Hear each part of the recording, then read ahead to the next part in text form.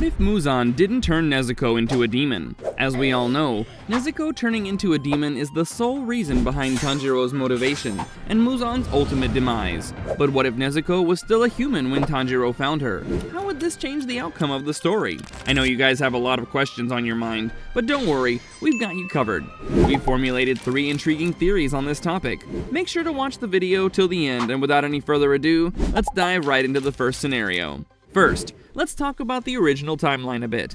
In the original story, Tanjiro ventures to the town to sell coal, and when he returns, he witnesses his entire family mercilessly murdered by some unknown creature, and Nezuko turned into a demon. This is where things differ in this scenario. Instead of turning Nezuko into a demon, Muzan leaves her to die an agonizing death. Tanjiro returns home to find his entire family dead, except Nezuko, who's still taking her last breaths. On his way to the nearby village, Tanjiro comes across Giyu, who reinforces the pathway of Demon Slayer into Tanjiro. But things would be different here, since Nezuko is not a demon, and Giyu won't be able to sense her. Tanjiro will take her to the nearby village, where the doctors save Nezuko. In this timeline, Tanjiro does not know who killed his family, and neither does Nezuko, since she was knocked out by Muzan. Now that Tanjiro is not a Demon Slayer, how would this affect the entire timeline and the Demon Slayer core? Well, things would change a lot. Since Tanjiro was the one who saved Inosuke and Zenitsu, it's highly unlikely that either of them would survive. Besides them, there were a lot of Hashiras who were saved by Tanjiro.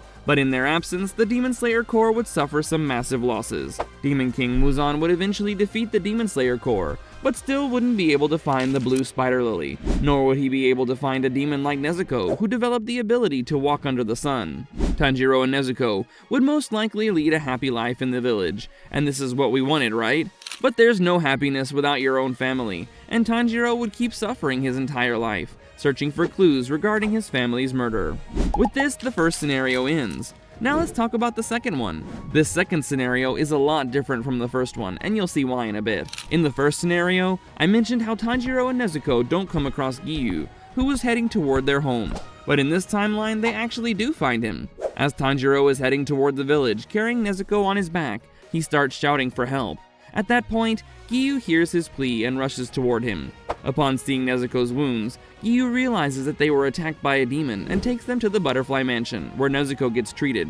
He also reveals to Tanjiro that his family was attacked by a demon, and this awakens something inside him. He begs Giyu to help him take revenge, and seeing Tanjiro's determination, Giyu agrees. He instructs him to meet Orokodaki, and as Tanjiro is about to leave, Nezuko also desires to become a demon slayer and accompanies her brother. Both of them receive training from Orokodaki and clear the demon slayer exam rather easily.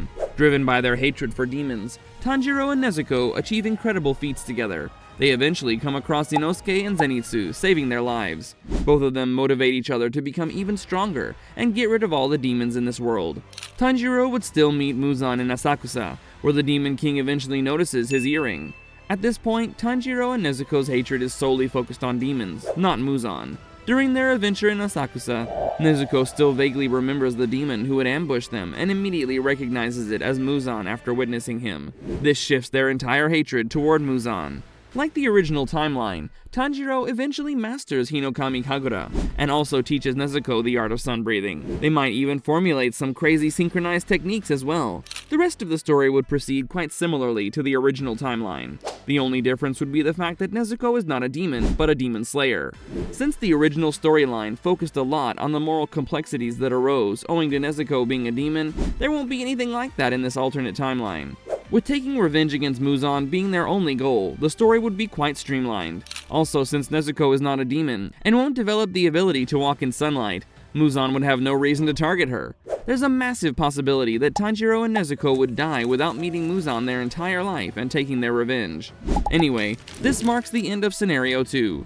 Make sure to grab some popcorn because the last one is going to be a roller coaster of emotions. In the previous scenarios, we've considered the possibilities of both Tanjiro and Nezuko being humans, but have you guys ever wondered what would have happened if Tanjiro actually becomes a demon? Well, that's what happens in this third scenario. Like the previous timeline, Tanjiro and Nezuko eventually come across Giyu, who takes them to the Butterfly Mansion where Nezuko gets treated.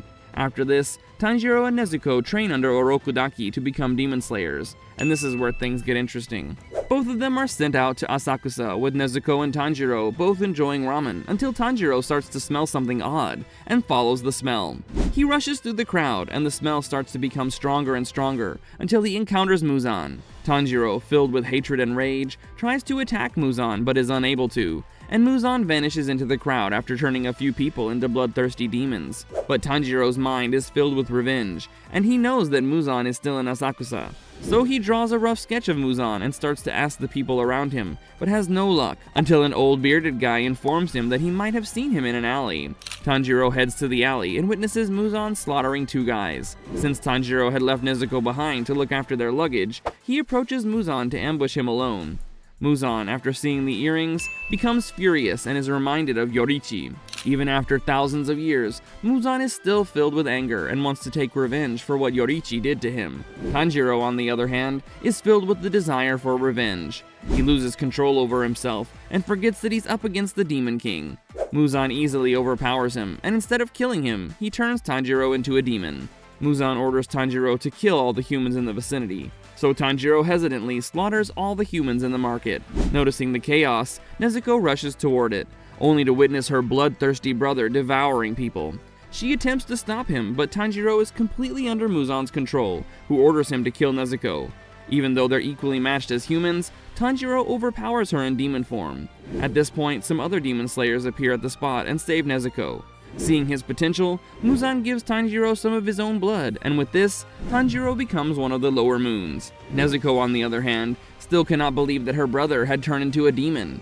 With no other option left, she vows to take her brother back for Muzan and complete their revenge. Being a member of the Kamado family, Nezuko also remembers her father performing the Hinokami Kagura and eventually masters it. Years pass by, and Nezuko becomes a Hashira.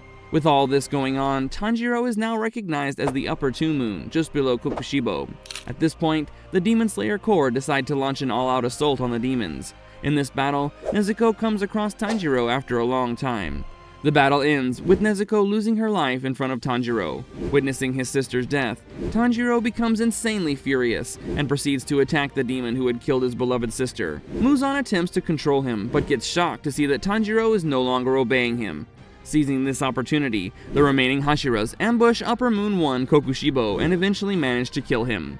Demon Tanjiro also manages to kill the Upper Moon who had taken the life of Nezuko. Tanjiro had regained control over himself, and with this, only Muzan is left. Even though the Hashiras are skeptical in the beginning, they decide to trust Tanjiro to take down Muzan together. With their combined efforts, Tanjiro and the remaining Hashiras manage to take down the Demon King Muzan. Tanjiro finally took revenge for his family, but Nezuko is not with him. He realizes that he cannot live with normal humans as well and decides to leave. He settles down on a mountain and dedicates his life to eradicating the remaining demons.